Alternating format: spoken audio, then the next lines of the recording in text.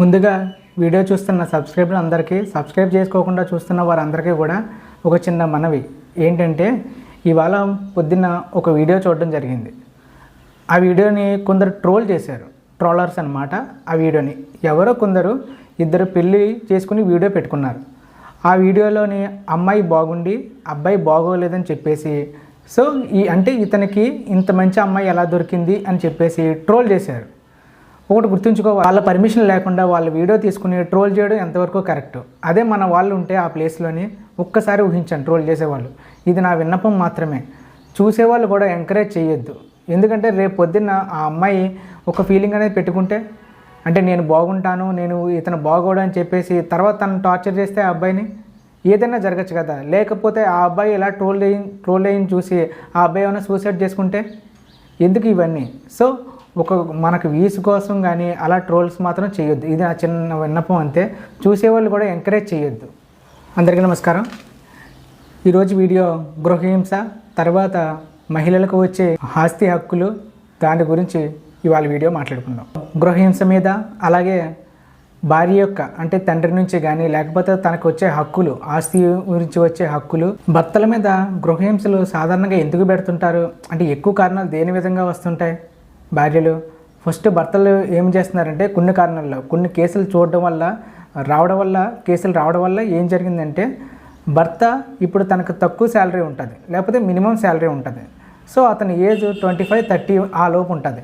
ఆ లోపు ఉన్నప్పుడు తను ఏం చేస్తున్నాడు, వాళ్ళ పెద్దలు కానీ లేకపోతే తను కానీ పెళ్ళి అనేది చేసుకుంటున్నారు. తర్వాత మళ్ళీ పెళ్ళి అవ్వదేమో, ఏజ్ కూడా దాటిపోతుందని చెప్పేసి ఆ శాలరీ ఉన్నప్పుడు మ్యారేజ్ అనేది చేసుకుంటున్నారు.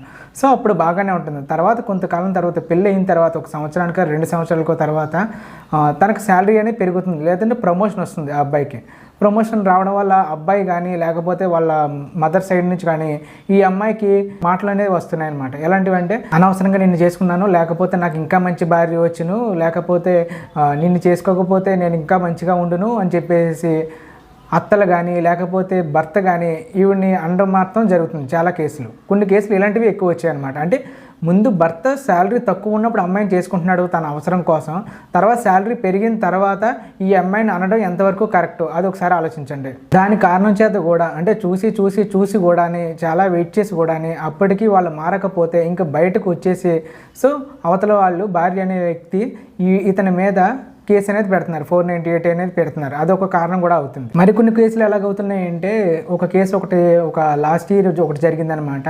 సడన్గా భర్త అత్తమామలు ఆమెను ఇంటి నుంచి బయటకు గెంటేశారు. అంటే కారణం ఏమీ లేదు, ఇలాంటి చిన్న కారణాలతోనే.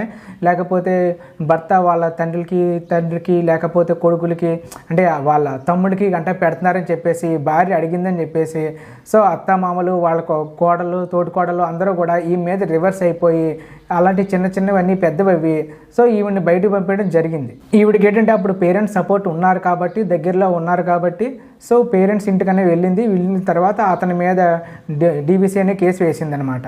ఒకవేళ అలాంటి వాళ్ళ పేరెంట్స్ గంట దగ్గర లేరు, ఆమెకి పేరెంట్స్ గంట దగ్గర లేరు, ఒకవేళ తల్లిదండ్రులు చనిపోయి ఉంటారు, అలాంటప్పుడు ఆమెను కానీ అత్తమామలు కానీ భర్త కానీ బయటకు తరిమేస్తే వాళ్ళు ఏం చేయాలి? వాళ్ళకి ఎలాంటి ప్రొటెక్షన్ ఉంటుంది? భార్యని అత్తమామలు కానీ భర్త కానీ ఇలాగ ఇంటి నుండి బయటకు తరిమేసినప్పుడు గెంటేసినప్పుడు గవర్నమెంట్ ప్రొటెక్షన్ అనేది కూడా ఏర్పాటు చేసింది. అక్కడ కూడా వాళ్ళు వెళ్ళొచ్చు, పోలీస్ స్టేషన్ కన్నా వెళ్ళొచ్చు, లేదు అనుకుంటే ఈ ప్రొటెక్షన్ ఆఫీసర్ ఎక్కడైతే ఉందో అక్కడికైనా కూడా వెళ్ళొచ్చు. బాధింపబడ్డ మహిళలు ఎవరైతే ఉన్నారో అంటే ఇంట్లో సపోర్ట్ లేకుండా లేకపోతే తల్లిదండ్రులు ఎవరో లేకపోతే వాళ్ళు ఏం చేయాలంటే గవర్నమెంట్ పెట్టిన అంటే కలెక్టర్ గారి ఆధీనంలో ఉంటుంది. ఇది ప్రతి జిల్లాలోని డిస్ట్రిక్ట్లోనే ఉంటుంది. మీరు అక్కడికి వెళితే వాళ్ళే మీ దగ్గర మీరు కంప్లైంట్ తీసుకుని అంటే డొమెస్టిక్ వైలెన్స్ మీద మీరు చెప్పే ప్రతిదీని వాళ్ళే నోట్ చేసుకుని అంటే వాళ్ళు ఎలాగంటే జడ్జి గారికి కోర్టుకి మీకుని మధ్యవర్తిత్తులు అనమాట. అంటే మీరు చేసేది ప్రతిదీని మీరు చెప్పేది ప్రతిదీని వాళ్ళు నోట్ చేసుకుని అంతా వాళ్ళు ఫిలప్ చేసి డైరెక్ట్గానే కోర్టులో వాళ్ళని సబ్మిట్ చేస్తారు వాళ్ళు. వాళ్ళంతా మీకు అంటే బాధింపబడ్డ మహిళలు ఎవరైతే ఉన్నారో వాళ్ళకి హెల్ప్ చేస్తూ ఉంటారనమాట. అంటే భర్త కానీ ఏదైనా సరే మీకు మిమ్మల్ని ఇంట్లోంచి బయటకు తరిమేస్తే మీరు భయపడాల్సిన పని ఏమీ లేదు. మీరు ప్రొటెక్షన్ ఆఫీసర్ దగ్గరికి వెళ్తే మీ జిల్లాలో అక్కడ కనుక్కుంటే అక్కడ తెలుస్తుంది. అక్కడికి వెళ్ళి మీరు ఫైల్ అనేది చేస్తే వాళ్ళే మొత్తం అంతా చూసుకుంటారు, ఏం జరిగింది ఏంటని చెప్పేసి వాళ్ళే కూడా అన్ని ఫిలప్ చేసి కోర్టుకి ఇస్తుంటారనమాట. దాని తర్వాత ఆర్డర్స్ కూడా ఏవేవి ఉన్నాయో దానికి తగ్గట్టు కూడా వాళ్ళే ఫాలో అయ్యేలా కూడా చేస్తారు. అంటే సపోజ్ మీరు ఏమన్నా మీ భర్తను మీ దగ్గరికి రప్పించుకోవాలి అనుకుంటే ఆర్ఏసీ గంట మొత్తం అన్ని ఆర్డర్స్ అన్నీ కూడా వాళ్ళే చూసుకుంటారు. ఇంకా ఈ చట్టంలోని ఉదాహరణలు ఏంటంటే, ఒకవేళ అత్తమామలు కానీ భర్త కానీ మిమ్మల్ని ఏమన్నా కొట్టినట్టుగా అయితే దాని మీద మెడికల్గా కూడా వాళ్ళన్నీ చేసిన తర్వాత రిపోర్ట్ తీసుకుని ఆ రిపోర్ట్ కూడా పెట్టి దాని తర్వాత మీకు షెల్టర్ కావాలితే షెల్టర్ ఇచ్చి అంతా కూడా మొత్తం అంతా కూడా వాళ్ళే చేస్తారు. అలాగే గుర్తుంచుకోవాల్సింది ఏంటంటే, మహిళలు మీకు ఇంత ప్రొటెక్షన్ ఇస్తుంది కాబట్టి, గవర్నమెంట్ కానీ కోర్టు కానీ మీకు ఇంత ప్రొటెక్షన్ అనేది ఇస్తుంది కాబట్టి, మిమ్మల్ని ఎవరైతే బాధించారో, నిజంగా ఎవరైతే బాధ పెట్టారో వాళ్ళని మాత్రమే, వాళ్ళ పేర్లు మాత్రమే మెన్షన్ చేయాలి, అంతే తప్ప ఎవరు లేని వాళ్ళ పేర్లు రాస్తే, కుటుంబ సభ్యులు కానీ ఇంకెవరైనా సరే బంధువులు కానీ వాళ్ళ పేర్లు రాస్తే రేపు పొద్దున్న కేసు అనేది సరే వీక్ అయిపోతుంది, కోర్టులో నిలబడదు. మీ కేసు నిలబడాలి అంటే మిమ్మల్ని ఎవరైతే బాధించారో, అంటే అత్త లేకపోతే భర్త, మేజర్గా భర్తే అవుతారు, అతని పేరు మాత్రమే రాయాలి. అత్తమామలు నిజంగా కానీ మిమ్మల్ని బాధించారంటే వాళ్ళ పేర్లు కూడా రాయొచ్చు. అలాగా మీరు రాసిన ప్రతిదీని, మీరు చెప్పిన ప్రతిదీని ఈ ప్రొటెక్షన్ ఆఫీసర్ వాళ్ళు నోట్ చేసుకుని అప్లికేషన్ అనేది ఫిల్ చేసి కోర్టులో వేస్తారు. అలాగే ఒకవేళ గృహహింసకు లోన్ అయితే మిమ్మల్ని బాధించబడితే షీ టీమ్స్ అని, భరోసా టీమ్స్ అని, అలా డిఫరెంట్ టీమ్స్ అనేవి ఉన్నాయి గవర్నమెంట్ ఏర్పాటు చేసినవి. మీరు భరోసా టీంకి వెళ్తే అక్కడ రేప్ కేసెస్ అని, లేకపోతే పోక్సో కేసెస్ అని, మహిళలకు సంబంధించి అన్నీ కూడా అందులో చూస్తుంటారు ఈ భరోసా టీంలో. మీరు అక్కడికి కానీ వెళ్తే మీ భర్త కానీ మీ అత్తమ్మమ్మలు కానీ మిమ్మల్ని ఏదైనా సరే బయటకు గెంటేస్తే, లేకపోతే ఏమన్నా కొట్టి తిట్టి పంపించేస్తే, అప్పుడు మీరు భరోసా టీంకి వెళ్తే వాళ్ళు అవతల వాళ్ళని పిలిచి కౌన్సిలింగ్ అనేది ఇస్తారు. 3 కౌన్సిలింగ్ అనేది ఇస్తారు. అంటే కొంచెం గ్యాప్ తీసుకుని ఇస్తారనమాట, వెంటనే కాదు, టైం తీసుకుని గ్యాప్ తీసుకుని మీకు కౌన్సిలింగ్ అనేది ఇస్తారు మీ ఇరు పార్టీలకి. అప్పటికి మీరు మారకపోతే మీరు కేసు అనేది కూడా పెట్టచ్చు. ఎందుకంటే క్షణికావేశంలో భర్త కానీ లేకపోతే అత్తమామలు కానీ ఏదో తిడతారు, కొందరు అడ్జస్ట్ అవుతుంటారు, కొందరు అడ్జస్ట్ అవ్వలేక బయటకు వచ్చేస్తుంటారు. నిజంగానే ఒకవేళ దారుణంగానే కూడా భార్యల్ని ఇష్టం వచ్చినట్టుకు భర్త బిహేవ్ చేస్తారు, అత్తమామలు బిహేవ్ చేస్తారు, అలాంటప్పుడు కూడా బయటకు వస్తుంటారు. అవన్నీ నిజంగా కేసులా లేకపోతే కాదా అని చెప్పేసి ఈ భరోసా టీంలో కౌన్సిలింగ్ అనేది ఇప్పించడం జరుగుతుంది ఇరు పార్టీలకి. నిజంగా అప్పుడు కేసులు అనేది కోర్టు వరకు, పోలీస్ స్టేషన్ వరకు వెళ్ళే కాకపోతే కౌన్సిలింగ్లో మీరు సెట్ అయిపోతారు. అప్పటికి మీరు అవ్వకపోతే మీరు కేసు అనేది కూడా పెట్టచ్చు. అలాగే అత్తమామలు కానీ భర్త కానీ గుర్తుంచుకోవాల్సింది ఏంటంటే, గృహహింస అంటే ఇష్టం వచ్చినట్టు కొట్టడం, రక్తాలు వచ్చేలా కొట్టడం, ఇవి ఒకటే రాదు. ఒకవేళ గృహహింస అంటే గుర్తుంచుకోండి ఇంకేమొస్తాయో. భార్య జాబ్ చేస్తాను అంటే మీరు వద్దు అన్నా కూడా అది గృహహింసలోకే వస్తుంది. దాని తర్వాత ఏదైనా డైవర్స్ గంట తీసుకోవడానికి కానీ లేకపోతే డీవీసీ కానీ వేసినప్పుడు అమ్మాయి మెయింటెనెన్స్ కూడా వేయచ్చు. ఎలా అంటే భరణం కూడా అడగవచ్చు. ఏ విధంగా, నేను అప్పుడు జాబ్ చేస్తానని చెప్పేస్తే వీళ్ళు వద్దు అన్నారని అదంతా కాంపన్సేషన్గా నాకు కావాలని కూడా వేస్తుంటారు. రెండోది, ఆ మహిళని మీరు ఇష్టం వచ్చినట్టు పిలవకూడదు, అసే ఒసే అని కూడా పిలవకూడదు. అలా అది కూడా గృహహింసలోకే వస్తుంది. రెస్పెక్ట్ ఇచ్చి మాట్లాడాలి. ఇవన్నీ ఉంటాయి. గృహహింస అంటే కొట్టడం, తిట్టడం, ఇవి ఒకటే కాదు, చాలా ఉంటాయి, అన్నీ ఇంక్లూడ్ అన్నీ ఉంటాయి. ఒకసారి చట్టం గురించి అన్నీ తీసుకుంటే నేనేమీ అమ్మాయి కొట్టలేదు కదా, లేకపోతే ఇది చేయలేదు కదా అంటుంటారు. గృహహింస అనేది ఇదే అని ఏమీ లేదు, చాలా వరకు అందులో మెన్షన్ చేసి ఉన్నాయి. అలాగే కొన్ని కేసుల్లో ఎలాగంటే కట్నం అనేది ఇస్తారు, వీళ్ళు తీసుకుంటారు, కానీ లాస్ట్కి వచ్చేసరికి మాకు కట్నం ఇవ్వలేదు, లేకపోతే వాళ్ళు ఏమీ ఇవ్వలేదని చెప్పేసి భర్త తరపు వాళ్ళు అంటూ ఉంటారు. వీళ్ళేమో కట్నం అనేది ఇస్తూ ఉంటారు. కోర్టులో అది ఎలా నిరూపించుకోవాలి? అందుకే కట్నం ఇచ్చేటప్పుడు మీరు ఏం చేయాలంటే డీడీ రూపాన్ని కానీ, చెక్ రూపాన్ని కానీ, లేకపోతే బ్యాంక్ ట్రాన్సాక్షన్ కానీ, లేకపోతే పెద్ద మనుషులు వాళ్ళ సమక్షంలో కానీ కట్నం అనేది ఇవ్వడం కూడా చేసుకోండి. అలా డౌరీ అనేది ఇచ్చేటప్పుడు పెద్ద మనుషుల ద్వారా వాళ్ళ సాక్ష్యాలు చెప్పే వాళ్ళు అయ్యి ఉండాలి. రేపు పొద్దున్న కోర్టుకు వచ్చి అవును వీళ్ళు డబ్బులు తీసుకున్నారు అని సాక్ష్యాలు చెప్పేవాళ్ళు అయ్యి ఉండాలి. అలాంటి సమక్షంలోనే మీరు కట్నం అనేది కూడా ఇవ్వడం మంచిది. ఇంకొకటి ఏం చేస్తుంటారంటే, సాధారణంగానే భర్త తరపు కానీ భార్య తరపు కానీ పెద్దలు ఏం చేస్తుంటారు, అబ్బాయికి ఏమో బాగా ఆస్తులు ఉన్నాయి, ఇది ఉన్నాయని చెప్పేసి ఆ అబ్బాయికి ఇచ్చి పెళ్లి చేస్తూ ఉంటారు. పెళ్లి చేసినంత మాత్రాన ఇప్పుడు మీ అమ్మాయికే కట్నం ఇస్తుంటారు. ఇప్పుడు 1,00,000, 2,00,000, 5,00,000, 10,00,000 మామూలు చేతి క్యాష్ ఇస్తారు తప్ప మిగతాది ఏదైతే ఉందో ల్యాండ్ కానీ పొలం కానీ ఏదైతే ఉందో అది అమ్మాయి పేరునే ఇస్తారు. వాళ్ళకి ఇవ్వరు కదా, అమ్మాయి పేరునే రాసి పెడతారు. రేపు పొద్దున్న ఏమైనా డిస్ప్యూట్స్ వస్తే అది అమ్మాయి పేరునే ఉంటుంది కాబట్టి క్యాష్ అనేది ఉంటుంది. మిగతా గోల్డ్ అయితే అమ్మాయి పేరునే ఉంటుంది, అమ్మాయి దగ్గర ఉంటుంది కాబట్టి. అలాగే భర్త తరపు కూడా అంతే. వాళ్ళు ఏదో బాగా ఉన్నారని చెప్పేసి, ఆస్తులు ఉన్నాయని చెప్పేసి పెళ్లి చేస్తూ ఉంటారు. ఆ పేరెంట్స్ ఆ అబ్బాయికి ఇస్తేనే ఆస్తులు వస్తాయి తప్ప ఇవ్వకపోతే ఆస్తులు అనేది ఆ అబ్బాయికి కూడా ఏమీ రాదు. అది కూడా గుర్తుంచుకోవాలి. ఇంకో అందుకు కూడా మంచిదే, అబ్బాయి ఆస్తులు ఇచ్చి చూసి పెళ్లి చేయడం కూడా ఒక అందుకు మంచిదే. ఎందుకంటే రేపు పొద్దున్న ఏదన్నా నష్టాలు వచ్చి అంటే ఇద్దరికి డిస్ప్యూట్స్ రాకపోతే, ఏం గొడవలు రాకపోతే, కేసులు పెట్టుకోకపోతే, ఇప్పుడు ఆస్తులు ఉంటే ఏదన్నా వ్యాపారాల్లో కానీ ఎందులో అన్నా కానీ నష్టాలు గంట ఏమన్నా వస్తే సో మన ఆస్తులు అనేది కూడా తాకట్టు పెట్టుకుని లేకపోతే అమ్ముకుని ఆ నష్టాల నుండి గట్టి ఎక్కడానికి కూడా ఈ ఆస్తులు అనేది ఉపయోగపడతాయి. కొందరు ఏం చేస్తుంటారు, ఇలా కూడా చూస్తుంటారు, అంటే ఆస్తులు ఉంటే రేపు పొద్దున ఏమన్నా నష్టాలు గంట ఏమన్నా వస్తే ఆస్తి వ్యాపారాల్లో ఏదన్నా జరగచ్చు కదా, సో అలాంటప్పుడు ఆస్తులన్నా ఉపయోగపడతాయని. సో కొందరు ఏం చేస్తుంటారు, అబ్బాయికి ఆస్తులు ఉన్నాయి అది ఉన్నాయి అని చెప్పేసి పెళ్లి చేస్తూ ఉంటారు. మీరేమైనా సరే మీ అమ్మాయికి ఇచ్చేది కాకుండా అవతల వాళ్ళకి ఏదైనా ఇస్తే, ల్యాండ్ కానీ లేకపోతే కారు కానీ లేకపోతే ఏదైనా సరే పొలం కానీ అవతల అబ్బాయికి ఏమైనా రాసిస్తే అది మీకు తిరిగి వస్తుంది. అమ్మాయి తరపున ఉంటే మాత్రం అది ఎలాగో మీ దగ్గరే ఉంటుంది కాబట్టి సో అబ్బాయికి ఏమైనా క్యాష్ ఇచ్చినా లేకపోతే బై హ్యాండ్ ఏదైనా ఇచ్చినా కూడా అవి కూడా మీకు వస్తుంటాయి. ఎందుకంటే దానికి ప్రూఫ్ అనేది కూడా పెట్టుకోవడం మీకు మంచిది. కోర్టులో ఎందుకు ఒక 100 కేసులు వస్తుంటే అందులో 5 కేసులకే శిక్షలు పడుతున్నాయి, లేకపోతే 5 కేసులే ప్రూవ్ అవుతున్నాయి. ఎందుకలా? ఎందుకంటే సాక్ష్యాలు అనేది ఉండట్లేదు. ఇచ్చినప్పుడు, పుచ్చుకున్నప్పుడు, తీసుకున్నప్పుడు అలాంటివి ఏమి సాక్ష్యాలు అనేది ఉండట్లేదు. కొన్ని ఏమవుతున్నాయి, చాలా వరకు ఫాల్స్ కేసులు అవుతున్నాయి. అంటే తీసుకోకపోయినా కూడా మేము అంత ఇచ్చాం ఇంత ఇచ్చామని చెప్పేసి వీళ్ళు పెట్టడం వల్ల ఈ లాస్ట్కి వచ్చేసరికి ప్రూవ్ అవ్వకపోవడం వల్ల కేసులు అనేవి కూడా పోతున్నాయి. ఇంకొకసారి ఏమవుతున్నాయి, కాంప్రమైజ్ అయిపోతున్నారు. అంటే అన్ని సంవత్సరాలు తిరగలేక వన్స్ 498 కానీ డీబీసీ కానీ మెయింటెనెన్స్ కేసు కానీ పెడితే సో కేసు అనేది చాలా కాలం పొడుగుతుంది కాబట్టి సో అన్ని సంవత్సరాలు తిరగలేక, ఎందుకంటే వీళ్ళు కేసు పెట్టిన వెంటనే అవతల కౌంటర్ ఇస్తారు, తర్వాత వాయిదాలు ఇలా జరుగుతుంది కాబట్టి మధ్యలో కాంప్రమైజ్ అయిపోయి ఎంతకంతకో కాంప్రమైజ్కి అయిపోతున్నారు. సో అందుకని కేసు పెట్టే ముందు ఒకసారి ఆలోచించుకోండి. ఇంకొక కేసు ఏంటంటే ఇద్దరికి మ్యారేజ్ అయింది. సో ఒకరేమో తిరుపతి, ఇంకో అబ్బాయి కూడా అక్కడే దగ్గరలోనే. సో వాళ్ళకిద్దరికి మ్యారేజ్ అయింది. ఇద్దరికి కూడా సెకండ్ మ్యారేజ్, అంటే ఈ అబ్బాయికి మ్యారేజ్ అయింది, తర్వాత ఏమో ఇద్దరు డైవర్స్ తీసుకున్నారు. ఆ అమ్మాయికి మ్యారేజ్ అయింది, ఇద్దరు కూడా డైవర్స్ తీసుకున్నారు. ఇద్దరు కూడా గవర్నమెంట్ ఎంప్లాయీస్. దాని తర్వాత ఇద్దరు 6 మంత్స్ 1 ఇయర్ కూడా అవ్వకుండానే ఆ అమ్మాయి బయటికి వెళ్ళిపోయి నాకు డైవర్స్ కావాలని చెప్పేసి కేసు వేయడం జరిగింది. ఏంటంటే ఇద్దరికి పెద్ద గొడవ లేదు, ఏమీ లేదు. ఆ అబ్బాయి ఏమో కాల్ చేసి చెప్పింది ఏంటంటే అసలు గొడవ ఏమైంది అని అడిగితే సో ఏదో చిన్న ఫంక్షన్ జరిగిందంట. ఎందుకంటే పెళ్ళి అయిన తర్వాత అటు తిరగడం ఇటు తిరగడం అంటూ జరుగుతాయి కదా. సో ఏదో ఫంక్షన్ జరిగిందంట, ఇంట్లో ఫంక్షన్ జరిగినప్పుడు సో తిను ఏదో అడిగితే ఆ అమ్మాయి ఏదో నో చెప్తే ఒక చిన్న దెబ్బ వేసాడంట, ఒక చిన్నది కొట్టాడంట. అది పెద్దదిగా కూడా కాదు.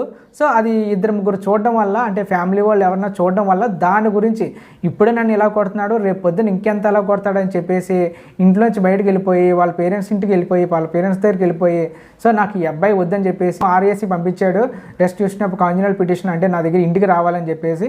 తర్వాత ఆ అమ్మాయి ఏమో 498 పెట్టేసి నాకు డైవర్స్ కావాలని ఆ అమ్మాయి కేసు పెట్టింది. సో ఈ అబ్బాయి కూడా, ఎందుకంటే వీళ్ళిద్దరికి పెళ్ళి అయ్యి అప్పటికి 4 మంత్స్ ఎంత అవుతుందంట. సో దాని గురించని ఆ అమ్మాయి మీద చెయ్యి చేసుకోవడం అనేది చాలా తప్పు. ఎందుకంటే వీళ్ళిద్దరికి పెద్ద పరిచయం కూడా లేదు, ఎందుకంటే లవ్ మ్యారేజ్ కూడా కాదు, అరేంజ్ మ్యారేజే. సో కొత్తగా ఉంటుంది ఇద్దరు. అలాంటప్పుడు ఆ అమ్మాయి మీద చెయ్యి చేసుకోవడం కూడా తప్పు, అర్థం చేసుకోకుండా. ఎందుకంటే ఆ అమ్మాయి ఎలా ఉంటుందో ఏంటో కూడా తెలుసుకోకుండా చెయ్యి చేసుకోవడం అనేది తప్పు. సీరియస్గా కొట్టాడా లేకపోతే సరదాగా కొట్టాడా ఏంటని చెప్పేసి మీరు కూడా ముందు కౌన్సిలింగ్ అనేది తీసుకోవాలి. ఇద్దరు 2 పార్టీస్ పేరెంట్స్ ఇద్దరు కూడా కౌన్సిలింగ్ అనేది తీసుకోవాలి. ఇక ఆ అబ్బాయి ఎన్నిసార్లు కానీ ఆ అమ్మాయిని పిలిచినా కూడా వాళ్ళ పేరెంట్స్ కూడా తగ్గకుండానే నాకు అవసరం లేదు, ఈ అబ్బాయి అవసరం లేదు అని చెప్పేసి సో వాళ్ళు కూడా కేసు వేయడం జరిగింది. ఇక ఈ అబ్బాయి ఏమో ఇప్పటికే ఆల్రెడీ 2 మ్యారేజ్లు అయ్యాయి నాకు, ఆ అమ్మాయికి కూడా 2వ మ్యారేజ్, ఇంక ఎన్నిసార్లు మ్యారేజ్ చేసుకుంటాం, ఫ్యామిలీ అన్నాక చిన్నవి ఏమి ఉండవా, చిన్న కొట్టుకోమా అనేమో తిన బాధపడుతున్నాడు. తిన బాధపడచ్చు ఎప్పుడు, ఆ అమ్మాయికి నీకు పెళ్ళి అయ్యి ఒక 5-6 సంవత్సరాలు అయిన తర్వాత, అప్పుడు మీకు బాగా అండర్స్టాండింగ్ ఉన్న తర్వాత ఒక సరదాగా ఏదైనా చిన్నవి ఏదైనా కొట్టుకున్నా అది అప్పటికప్పుడు పోతుంటాయి అంతే తప్ప పెళ్ళైన 2 నెలలకి 3 నెలలకి అమ్మాయి కొట్టడం అనేది కూడా ఒకసారి నువ్వు ఆలోచించుకోవాలి మీరు. ఎందుకంటే అమ్మాయి వేరే ఫ్యామిలీ నుండి మీ ఫ్యామిలీలోకి వస్తుంది, అందరి ముందు అక్కడ కొట్టావు అంటే అది ఎంత అలాగుంటుంది. ఇరు ఫ్యామిలీలు ఉంటారు, ఇద్దరు ఫ్యామిలీకి సంబంధించిన వాళ్ళు ఉంటారు. సో అందరి ముందు చేయి చేసుకోవడం అనేది చాలా తప్పు. ఇక ఇద్దరు సైడు తప్పులు ఉన్నది, ఇద్దరు సైడు కరెక్ట్ ఉన్నది. సో ఈ అబ్బాయి రమ్మంటున్నాడు, ఆ అమ్మాయి రాను నాకు డైవర్స్ కావాలి అంటుంది. చూద్దాం ఏం జరుగుతుంది ఆ కేసు. ఇక గుర్తుంచుకోవాల్సింది, ఒకవేళ అమ్మాయే వెళ్ళిపోయింది, కేసు వేసింది ఈ అబ్బాయి మీద, మెయింటెనెన్స్ కేసు వేసింది. మెయింటెనెన్స్ కేసు వేస్తే మెయింటెనెన్స్ కేసు అనేది వస్తుంది తప్ప ఆ అబ్బాయిలో ఆస్తులు కానీ ఇంకేమీ కూడా రాదు. కొందరు ఏం చేస్తున్నారంటే అబ్బాయిలు అమ్మాయికి ఎక్కడ డబ్బులు ఇవ్వాలో అని చెప్పేసి ఉన్న జాబ్ కూడా మానేసి కన్సల్టెంట్గా జాయిన్ అవుతున్నారు. అంటే జాబ్ మానేస్తే ఏమవుతుంది, సో ఆ అబ్బాయి నుంచి ఇన్కమ్ రావాల్సింది ఎంత చూపించడానికి ఉండదు కదా ఇంకా. అందుకని చెప్పేసి కన్సల్టెంట్గా జాయిన్ అవుతున్నారు. అంటే నా శాలరీ ఏమీ లేదు, నేను ఇప్పుడు పడితే అప్పుడు వెళ్తాను, అది అక్కడ ఎంత వస్తుందో తెలియదు అని కొందరు అబ్బాయిలు ఇలా చేస్తున్నారు. అమ్మాయి ఎక్కడ మెయింటెనెన్స్ కేసు అనేది వేస్తుందని చెప్పి. కొందరికి వచ్చే డౌట్ ఏంటంటే, కొందరు అడిగేది ఏంటంటే, నాకు పెళ్లి చేశారు మా నాన్న, సో కట్నం ఇవ్వాల్సింది ఇచ్చేశారు, నాకు రావాల్సిందంతా వచ్చేసింది, రేపు పొద్దున్న మా నాన్న నుంచి నేను ఆస్తి అడగచ్చా, నాకు వస్తుందా అని. హిందూ వారసత్వ చట్టం 1956లో ఇందులో 30 సెక్షన్స్ ఉన్నాయి.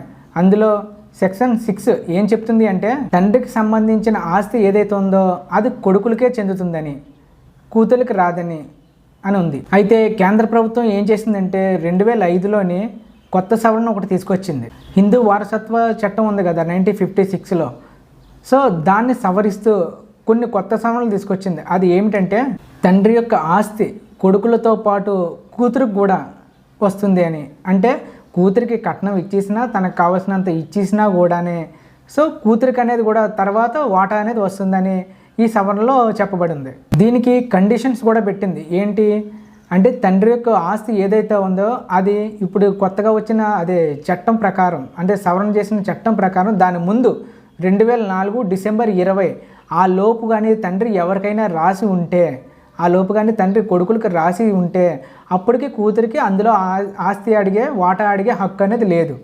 ఈ చట్టం తర్వాత, అంటే సవరణ చేసిన చట్టం తర్వాత కూతురికి అనేది హక్కు ఉంది. ముందైతే ఏది ఉందో అంటే తండ్రి రాసిస్తున్న తర్వాత ఈ అమ్మాయి అడిగే హక్కు అయితే మాత్రం లేదు. దీని గురించి సుప్రీంకోర్టు చాలాసార్లు తీర్పు కూడా ఇచ్చింది. 2016, 2018, 2019లో చాలాసార్లు తీర్పు అనేది కూడా ఇచ్చింది. దాని సారాంశం ఏంటంటే, సో 2005 తర్వాత ఏదైతే ఉందో తండ్రి ఆస్తిలో కూతురికి కూడా సమాన హక్కు ఉంది అని. కొందరు ఏం చేస్తుంటారంటే, నేను ఇవ్వను, నీకు ఆల్రెడీ ఇచ్చేసారు కదా, నాన్నగారు అన్నీ ఇచ్చేసారు కదా, ఇంక ఇప్పుడు అవసరం లేదని చెప్పేసి కొడుకులు కేసు వేయడం కూడా జరుగుతుంది. కానీ కూతురికి కూడా హక్కు అనేది ఉంటుంది, అది గుర్తుంచుకోండి. అలాగే ఇక ఎటువంటి సందర్భంలో తండ్రి ఆస్తిని కోల్పోతారంటే, హక్కు కోల్పోతారు అంటే, హిందూ వారసత్వ చట్టం 1956 అందులో సెక్షన్ 24లో ఏం చెప్పినారంటే, భర్త కానీ చనిపోయి ఉంటే భర్తకి రావాల్సిన ఆస్తి ఏదైతే ఉందో అది భార్యకే వస్తుంది, అది తానే లీగల్ హెయిర్ అవుతుంది, పిల్లలకే లీగల్ హెయిర్ అవుతుంది. ఒకవేళ భర్త కానీ చనిపోయిన తర్వాత భార్య వేరేకి పెళ్లి చేసుకుంటే భర్త ఏదైతే ఉందో ఆస్తి అది ఆమెకు రాదు. సో భర్త చనిపోయిన తర్వాత ఈమె వేరే పెళ్లి కానీ చేసుకుంటే భర్త తరపు తండ్రి నుండి తల్లి నుండి వచ్చే ఆస్తులు ఏవైతే ఉన్నాయో అవి రావు. ఇస్తే కొడుకులకి, ఆమె పిల్లలకి ఏదైతే ఉందో పిల్లలకు వస్తుంది తప్ప ఈమెకి అసలు రావు. ఇక సెక్షన్ 25లో ఏం చెప్పబడి ఉంది, తల్లిదండ్రులు ఆస్తి కోసం రాయట్లేదని వాళ్ళని ఏదన్నా భయపెట్టినా, లేకపోతే వాళ్ళని ఏదన్నా హతమార్చినా, అలాంటివి ఏమన్నా చేసినా కూడా వాళ్ళకి ఆస్తి అనేది హక్కులు అనేవి రావు. తండ్రి ఆస్తి పంచడానికి ముందే ఆ కొడుకులు కానీ కూతుళ్ళు కానీ మతం ఎప్పుడైతే మారారో అప్పుడు తండ్రి ఆస్తి మీద కూడా వాళ్ళకి హక్కులు అనేది ఉండవు, కోల్పోతారు. ఇక ఇప్పుడు అత్తగారి సైడ్ మాట్లాడదాం. ఇప్పటి వరకు మీ ఫాదర్ సైడు అటు సైడ్ నుంచి ఆస్తి హక్కులు దాని గురించి మాట్లాడాం కదా. సో మీకు వచ్చేవి మీకు రానివి ఎలా కోల్పోతారు అనే హక్కుల గురించి మాట్లాడాం కదా. ఇప్పుడు అత్తగారి సైడ్, మీకు మీ అత్తగారి సైడ్ నుంచి మీ భర్త, అంటే మీ భర్తతో కానీ మీ అత్తగారులతో కానీ ఎటువంటి గొడవలు లేకుండా సపరేట్ అవ్వకుండా ఉంటే, మీ భర్త ఏదైతే సొంతంగా సంపాదించాడో సెల్ఫ్ ఎక్వైర్డ్ ఏదైతే ఉందో అది మీ పేరు మీద, అంటే గిఫ్ట్ డీడ్ కానీ లేకపోతే ఏదైనా సరే మీ పేరు మీద రాసినా కూడా అది దానికి మీకే హక్కుదారు అవుతారు, మీదే అవుతుంది. అంతే తప్ప అత్తగారి సైడ్ కానీ భర్త సైడ్ కానీ సో డిమాండ్ చేయడానికంటూ మీకు ఉండదు, మీకు రాదు. అందుకే మీరు చేసేది ఏంటంటే, రేపు పొద్దున్న మీ ఇద్దరికి ఏదైనా డిస్ప్యూట్స్ కానీ ఏదన్నా వచ్చిందంటే, ఏమన్నా గొడవలు కంటే ఏమన్నా వచ్చాయి అంటే సో తర్వాత మీకు ఏమీ రాదు. దానికి ముందే మీరు మీ భర్త సంపాదించింది కానీ లేకపోతే మీ అత్తమామల నుండి కానీ ఏమన్నా తీసుకోవాలి అనుకుంటే మీ పేరు మీద ముందే రాయించుకోండి. అంతే తప్ప ఒకవేళ బయటకు వచ్చి డీవీసీ కానీ మెయింటెనెన్స్ కానీ 498 కానీ ఏమన్నా పెట్టితే వాళ్ళు వస్తారు, వాళ్ళు ఇవన్నీ మాకు వస్తాయి అనుకోవడం చాలా తప్పు, అది మీకు రాదు, గుర్తుంచుకోండి. అలాగే మీ భర్త చనిపోయిన తర్వాత మీరు మీ అత్తగారితోని మీ మామగారితోని అందరితోని బాగానే ఉంటున్నారు, ఎటువంటి గొడవలు లేనప్పుడు మామగారు చనిపోతే మీరు మీ భర్త నుండి మామయ్య గారి నుండి ఏదైతే ఆస్తులు ఉన్నాయో దానికి మీరు హక్కు ఉంటుంది మీకు. అలాగే మీ పిల్లలు కూడా ఒక హక్కు అనేది ఉంటుంది. ఈ మధ్యలో ఏమీ కేసులు పెట్టుకోకపోతే, గొడవలు ఏమి పెట్టుకోకపోతే.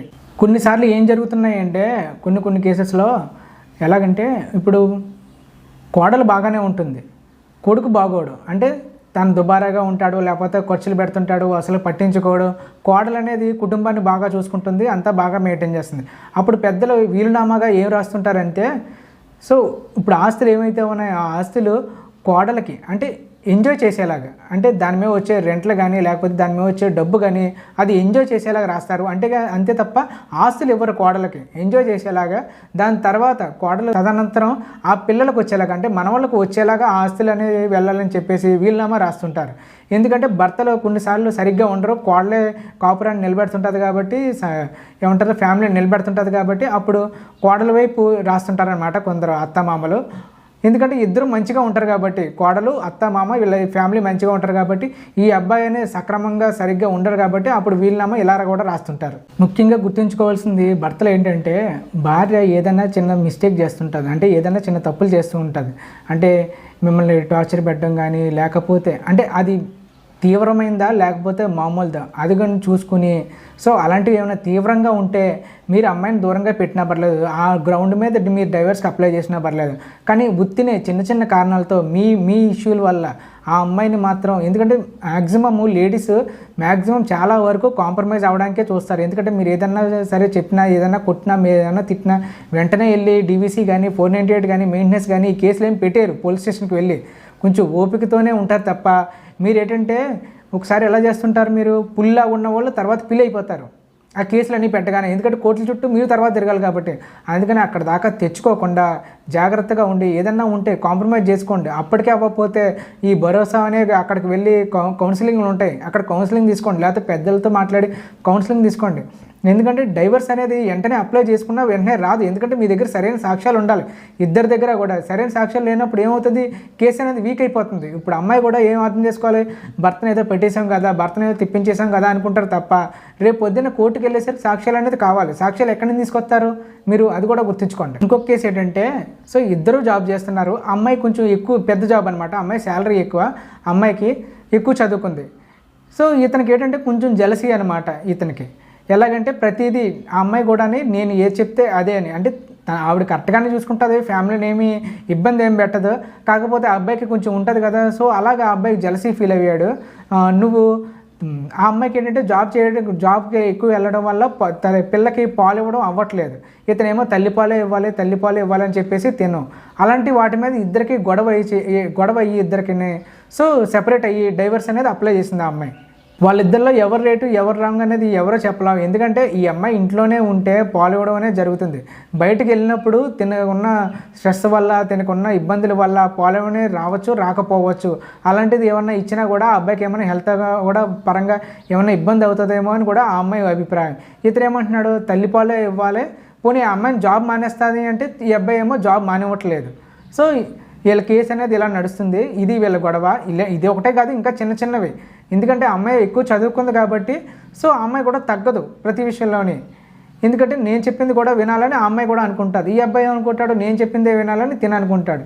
ఇద్దరికిద్దరు ఎప్పుడైతే అండర్స్టాండింగ్ ఉందో అప్పుడే కాంప్రమైజ్ అయ్యి అప్పుడే మీ లైఫ్ బాగుంటుంది తప్ప నేను ఎక్కువ అనుకుంటే ఏమీ మిగలదు, ఇద్దరికిద్దరు సపరేట్ అయిపోవడం తప్ప. ఇంకొకటి ఏంటంటే పెద్దలు కూడా గుర్తుంచుకోవాల్సింది ఏంటంటే, ఇప్పుడు చాలామంది ఏం చేస్తున్నారు, విలేజ్లోనే అమ్మాయి 10th చదివింది, ఇంటర్ చదివింది, డిగ్రీ చదివింది, ఇంకా చాలని చెప్పేసి పెళ్ళిళ్ళు చేసేస్తున్నారు. అమ్మాయికి ఏదో కొంచెం కట్నం ఇచ్చేసి పెళ్ళిళ్ళు చేసేసి అప్పచెప్పేస్తున్నారు. దాని తర్వాత ఏమవుతుంది, సరిగ్గా కాపురం ఉంటే పర్లేదు, మంచిగా హ్యాపీగా ఉంటే పర్లేదు, అదే కావాలి అందరికీ, అదే కోరుకునేది కూడానే. తర్వాత ఏమవుతుంది, విడిపోతున్నారు, లేదనుకుంటే ఏదో కేసులు పెట్టుకుంటున్నారు. అప్పుడు ఆ అమ్మాయి జీవితం ఏమవుతుంది, ఆ అమ్మాయి బయటకు అనేది రావట్లేదు, చాలా వరకు అడ్జస్ట్ అయిపోతూ ఉంటుంది. లేదు అనుకుంటే అబ్బాయి తరిమేస్తున్నారు, బయటకు వచ్చేస్తుంది. అప్పుడు అమ్మాయి జీవితం ఏమైపోతుంది, ఏమి జాబ్ చేయడానికి అవ్వదు, ఎందుకంటే ఏజ్ అయిపోతుంది, అక్కడితో అమ్మాయికి చదువు కూడా సరిగ్గా ఉండదు కాబట్టి, డిగ్రీ ఇంటర్కి పెద్దగా శాలరీలు కూడా రావు కాబట్టి. అందుకని మీ పేరెంట్స్ ఏంటంటే ముందుగా గుర్తుంచుకోవాల్సింది ఏంటంటే, అమ్మాయిని చదవనివ్వండి, జాబ్ చేయనివ్వండి, మంచి ఇంజనీరింగ్ కానీ, డాక్టర్ కానీ, లేకపోతే ఇంకొక లాయర్ కానీ, ఇంకోటి ఏమన్నా కూడా చేయించండి. అప్పుడు ఆ అమ్మాయి తన కాళ్ళ మీద తను నిలబడుతుంది. రేపు పొద్దున్న ఏదైనా జరిగితే ఏమి జరగకూడదనే కోరుకుంటాం, ఏం అవ్వకూడదు కూడా దేవుడి దయ వల్ల. ఏమన్నా ఒకవేళ అయితే అప్పుడేంటి అమ్మాయి పరిస్థితి ఏంటి? అందుకనే మీరు తన భవిష్యత్తు చూసే కదా పెళ్ళి, చూసే కదా అన్నీ చేసే కదా చేస్తారు, అన్నీ చూసే కదా చేస్తారు పెళ్ళి. అలాంటిది అమ్మాయి భవిష్యత్తు కూడా ఆలోచించి అమ్మాయిని చదవనివ్వండి, జాబ్ చేయనివ్వండి. అప్పుడే ఆ అమ్మాయి తన కాళ్ళ మీద తను నిలబడుతుంది. రేపు పొద్దున్న అబ్బాయి వదిలేసినా లేకపోతే అబ్బాయి ఏమన్నా చేసినా సరే ఐ డోంట్ కేర్ అన్నట్టు ఉంటుంది తప్ప తన్ను పట్టుకునే ఉండదు, అడ్జస్ట్ అయిపోతూ ఉండదు జీవితాంతం. తన కాళ్ళ మీద తను బతకాలి కదా. అందుకే దయచేసి పేరెంట్స్ అందరూ కూడా పిల్లల్ని చదివించండి. 10th ఇంటర్ డిగ్రీతో ఆపించే వద్దు, చదివించండి. వాళ్ళు ఇప్పుడు చదువుతున్నారు బాగా, ఎందుకంటే ఇప్పుడు డిగ్రీకి పెద్దగా శాలరీ ఏమి రావట్లేదు, 15,000 20,000 మించి ఏమీ రావట్లేదు. సో బీటెక్ కానీ, ఇంజనీరింగ్ కానీ, డాక్టర్ కానీ, లేకపోతే ఇలాంటివి ఏమైనా చదివించండి. అలాంటి మంచి మంచి కోర్సుల్లో మంచి మంచి కాలేజీలో పెట్టి చదివించండి. అప్పుడు ఏమవుతుంది, వాళ్ళ కాళ్ళ మీద వాళ్ళు నిలబడతారు, ఈజీగా నెలకి ₹1,00,000 సంపాదించుకుంటారు. ఒక కేసులో ఏమైందంటే అబ్బాయి అమ్మాయిని పెళ్లి చేసుకున్నాడు. తర్వాత ఆ అమ్మాయి అంటే అమ్మాయిని కాదు, తనకి పెళ్ళి అనేది ఇష్టం లేదు. తర్వాత తను చెప్పేది ఏంటంటే నాకు పెళ్ళి అనేది ఇష్టం లేదు, కానీ నా వల్ల అమ్మాయి నష్టపోయింది కాబట్టి పెళ్లి చేసుకుంది కాబట్టి ఆ అమ్మాయికి నా వంతుగా నేను ఎక్కువ కొంచెం కాంపన్సేషన్ ఎక్కువ ఇవ్వాలనుకుంటున్నాను. ఎందుకంటే నా వల్ల నష్టపోయింది, రేపు పొద్దున్న నేను ఇంకొక పెళ్లి చేసుకొని, కానీ ఆ అమ్మాయి జీవితం అనేది నష్టపోయింది కదా, ఆ అమ్మాయి ఇంకొక పెళ్లి చేసుకోవాలి కదా, ఆ అమ్మాయికి నేను కాంపన్సేషన్గా ఇవ్వాలని కోరుకుంటున్నానని ఆ అబ్బాయి చెప్పడం జరిగింది. ఇంకో కేసుల్లో ఎలాగవుతున్నాయంటే ఇప్పుడు అమ్మాయి తనని గెంటేస్తున్నారు. గెంటేసిన తర్వాత ఆ అమ్మాయి ఏమనుకుంటుంది, ఆ అమ్మాయి ఏమంటుంది, నాకు ఒక పిల్లోడు కూడా లేరు, సో నాకు ఒక పిల్లోడిని ఇచ్చేస్తే నాకు చాలు జీవితానికి, తన నుండి నాకు ఏమీ ఆస్తిపాస్తులు ఏమీ అవసరం లేదు, నాకు పిల్లని ఇచ్చేస్తే చాలని ఏమో ఈ అమ్మాయి అనుకుంటుంది. అబ్బాయి తరపున ఏమనుకుంటున్నాడు, ఇప్పుడు ఏంటంటే తిన్ని ఇలాగ బయటకు పంపించేస్తే సో పిల్లోడికి తరపున ఆస్తులు గంట ఇవ్వాల్సిన అవసరం ఉండదు, అందుకని పిల్లలు కూడా కనకూడదు అని ఏమో అబ్బాయి తరపున అనుకుంటున్నాడు. ఎందుకంటే పిల్లలు పుడితే అబ్బాయికి ఆస్తులు గంట ఇవ్వాలి, ఎందుకంటే తనకి రెస్పాన్సిబిలిటీ పెరుగుతుంది కాబట్టి ఆ అబ్బాయికి ఇవ్వాలని చెప్పేసి ఇప్పుడు అమ్మాయిని బయటకు గంటేస్తే అమ్మాయికి ఏం ఇవ్వనవసరం లేదు, ఎందుకంటే అమ్మాయి జాబ్ చేసుకుంటుంది, ఇంకేం అమ్మాయికి ఇవ్వనవసరం లేదని అబ్బాయి సైడ్ అనుకుంటున్నారు. ఇలా అనుకుంటున్నారు అనమాట. అమ్మాయి సైడ్ ఏమో ఏమనుకుంటుంది, కొందరు అమ్మాయిలు ఏమనుకుంటున్నారు, నేను ఇప్పుడు జాబ్ చేస్తున్నాను, నాకేమో ఇప్పుడు మెయింటెనెన్స్ గంట రాదు, జాబ్ చేస్తానని చెప్పేసి మెయింటెనెన్స్ రాదు, అదే నాకు పిల్లోడు ఉన్నాడంటే ఆ పిల్లోడు తరపున మెయింటెనెన్స్ వస్తుంది, ఆ పిల్లోడు బాధ్యత తరపున బాధ్యతగా డబ్బులు అనేది వస్తాయనేమో కొందరు అమ్మ లేడీస్ అనుకుంటున్నారు. ఇలా రకరకాలుగా జరుగుతున్నాయి కేసులు. అండ్ ఇంకోటి లాస్ట్ చిన్నదే, ప్లీజ్ దయచేసి బెట్టింగ్ యాప్ జోలికి మాత్రం వెళ్ళిపోవద్దు. గేమ్స్ కానీ బెట్టింగ్ యాప్స్ కానీ వాటి జోలికి మాత్రం వెళ్ళిపోవద్దు. అందులో ఎక్కువగా నష్టపోయేది మధ్యతరగతి వాళ్ళే, ఉన్నవాళ్ళకి కాదు. వాడికి ఎలాగన్నా సాగిపోతుంది, ఉన్నవాళ్ళకి ఎలాగన్నా సాగిపోతుంది, వాళ్ళకి ఎలాగన్నా డబ్బులు వస్తాయి. మధ్య వాళ్ళు మాత్రమే వాళ్ళనే ఆశ చూపి ఈ బెట్టింగ్ యాప్స్లోని వీటిల్లోని దించుతున్నారు, వీళ్ళే నష్టపోతున్నారు. దయచేసి వాటి జోలికి మాత్రం పోవద్దు. ఎందుకు చెప్తున్నానో వినండి. ఇదే ఇవాల్టి వీడియో. రేపటి వీడియోలో మళ్ళీ కలుద్దాం. ఎవరు కూడా ఎప్పుడూ కూడా కోర్టు మెట్లు, పోలీస్ స్టేషన్ మెట్లు ఎక్కకూడదని కోరుకుంటూ జై హింద్.